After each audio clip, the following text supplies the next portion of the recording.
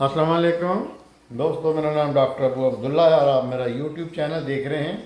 ये उस सिलसिले की अगली कड़ी है कि जिसमें हम जिन लोगों ने गैर मुसलमानों ने मशहूर गैर मुसलमानों में जिसमें पादरी भी थे, डॉक्टर भी थे और दूसरे लोग थे, ये उन्होंने इस्लाम कबूल करना जब किया तो उनकी ये दास्तान नहीं।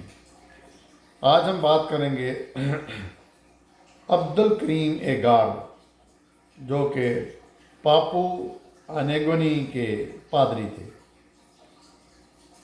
उनकी दास्तान के जिस तरह उसमें उन्होंने कैसे इस्लाम कबूल किया। ये अल्लाह ताला की मशीयत थी कि मैं उसकी वहदानियत पर ईमान रखने वाला एक मुसलमान बनूं। ये अब खुद बता रहे हैं अब्दुल करीम एगार। हम मुसलमानों को अल्लाह ताला के इस एहसान पर हमेशा के लिए शुक्रगुजार बंदे बनकर रहना चाहिए। अल्लाह किसी नौ मुस्लिम और पैदाइशी मुसलमान में कोई फ़र्क नहीं करता।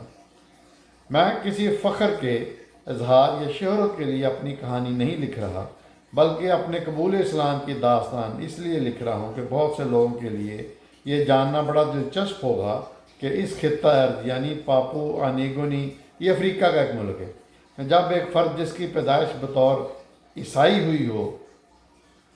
हुई होती है वो मुशर्रफ इस्लाम होता है, तो उसके साथ क्या बीती है।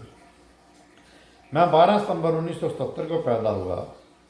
मेरी तालीम और तरबियत ईसाई माहौल में हुई। मेरा बाप लुथरन चर्च के तहत मकामी ईसाई कलीसा हल्के का सदर और मुआवन पादरी था।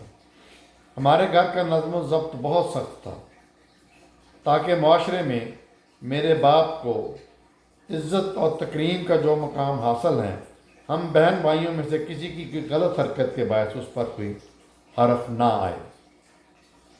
चर्च के एक बुज़ुर्ग और गांव के सरबराह की हैसियत से उन्होंने पूरे ख़ानदान पर सख्त पाबंदियाँ आयद कर रखी थीं कि ख़ानदान का कोई फ़र्द किसी दूसरे चर्च में ना जाए। दूसरे चर्चों और मज़ाहब के बारे में मुताला करने पर भी मुकम्मल पाबंदी थी। ये पाबंदी आज भी है। मेरा ख्याल था कि ज़िंदगी की आखिरी सांस तक मैं लुथरन चर्च को कभी ना छोड़ूंगा। लेकिन जब 1990 में सेकेंडरी स्कूल में पहुंचा तो इवेंजलिकन ब्रदरहुड चर्च, जिसे स्विस मिशन भी कहा जाता है, में मैं शामिल हो गया। 1992 में ईस्टर्न हाईलैंडर का अपना सूबा छोड़कर कौमी दारुल हुकूमत पोर्ट मोरस्बी में चला आया। यहाँ मैं हेपेटस्ट चर्च में भी जाने लगा और कमो बेश वहाँ मैंने 1 साल इबादत की। यहाँ मुझे इत्मीनान क़ल्ब नसीब ना हुआ और मैंने किसी ऐसी चीज़ को ढूंढने की कोशिश जारी रखी जो मुझे तशनगी दे सके। बैपटिस्ट चर्च से मैं लुथरन रिन्यूअल चर्च में चला गया। यहाँ मैंने अपना बेशतर मजहबी मुताला मुकम्मल किया। YWAM, जिसका मतलब है यूथ विद ए मिशन, के साथ मैंने वर्ल्ड मिशंस पर अपना मुताला जारी रखा। YWAM एक बैनुल-अक़वामी ईसाई तंजीम है जो ईसाई मिशनरीज को तरबियत देने और उन्हें गैर ईसाई ममालिक में भेजने में महारत रखती है। 4 साल की फुल टाइम पढ़ाई के बाद मैंने पोर्ट मोरस्बी के इवेंजलिज्म ट्रेनिंग स्कूल से अर्बन इवेंजलिज्म और चाइल्ड इवेंजलिज्म में डिप्लोमा लिया। ग्रेजुएशन के बाद मैं city evangelism, children ministries, church music और मजहबी तालीम देने में बतौर फुल टाइम वर्कर मसरूफ़ हो गया। 1995 में पापू अनेगोनी यूनिवर्सिटी लुथरन स्टूडेंट्स के पादरी चैपलन के साथ मुझे बतौर जूनियर पादरी यानी पास्टर मुंसलिक कर दिया गया।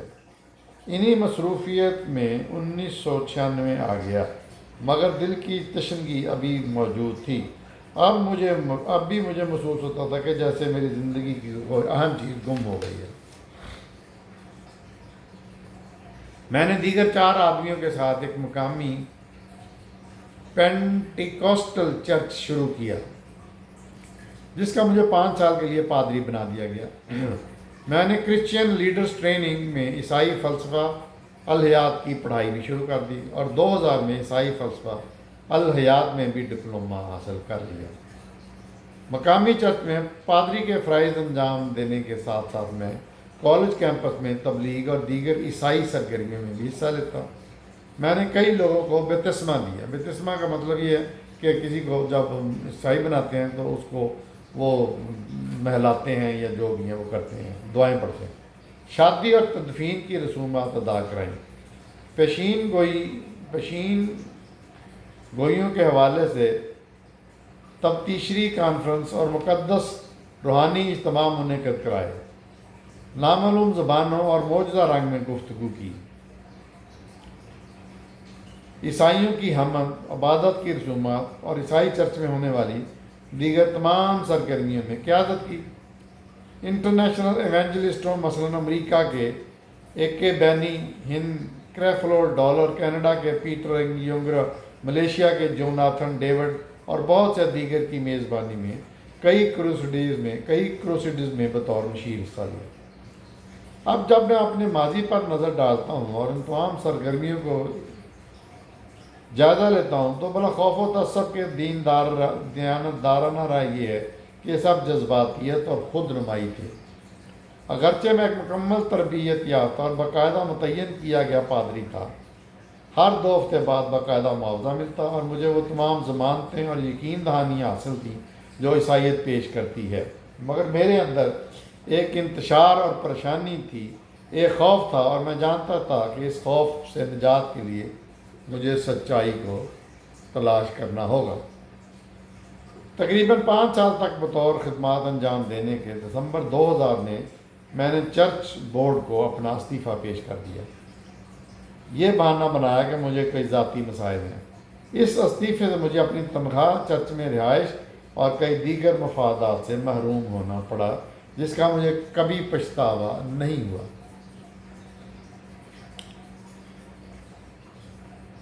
ایمینوئل چرچ آف گاڈ کو چھوڑ کر کچھ عرصے کے لیے میں اسمبلیز آف گاڈ میں چلا گیا۔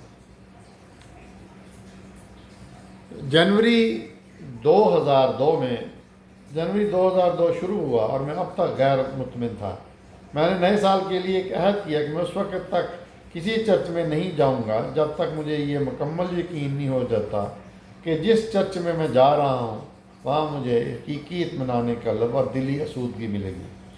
4 ماہ تک میں کسی چرچ میں نہیں گیا۔ 12 مئی 2002 کو میں نے پانی کی 3 بوتلیں لیں اور شہر سے دور پہاڑ پر جھاڑی میں چلا گیا۔ وہاں میں نے 6 دن بغیر کسی خوراک کے سخت فاقے میں گزارے۔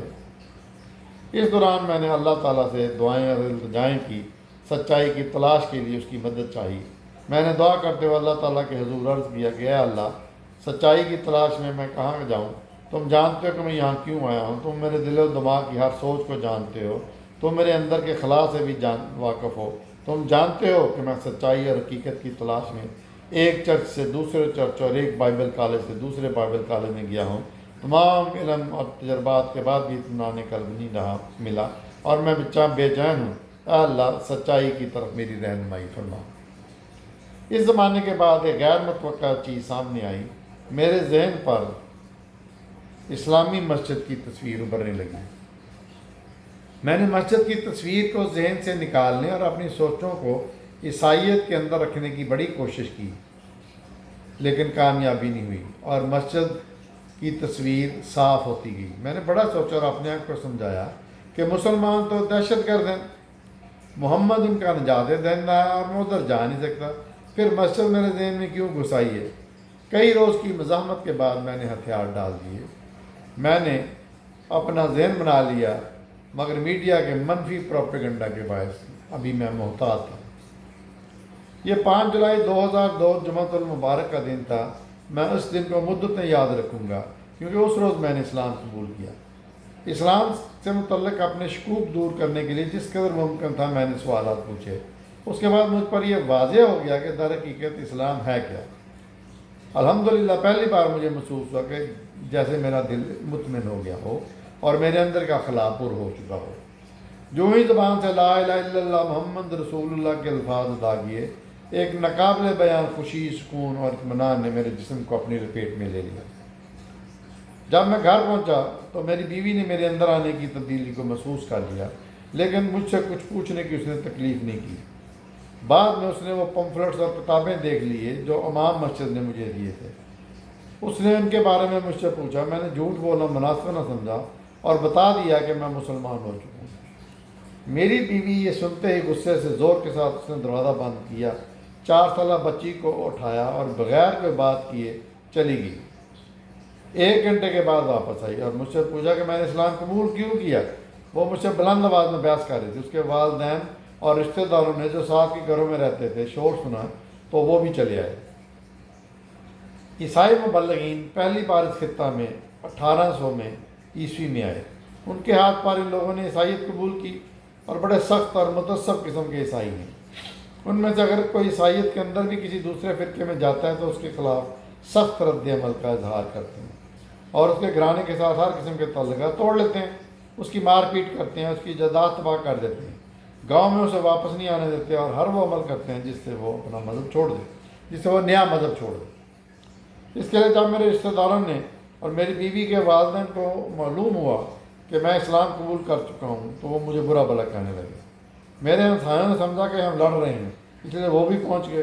یہ سن کر کہ میں نے اسلام قبول کر لیا وہ بھی غصے میں گالیاں دینے لگے۔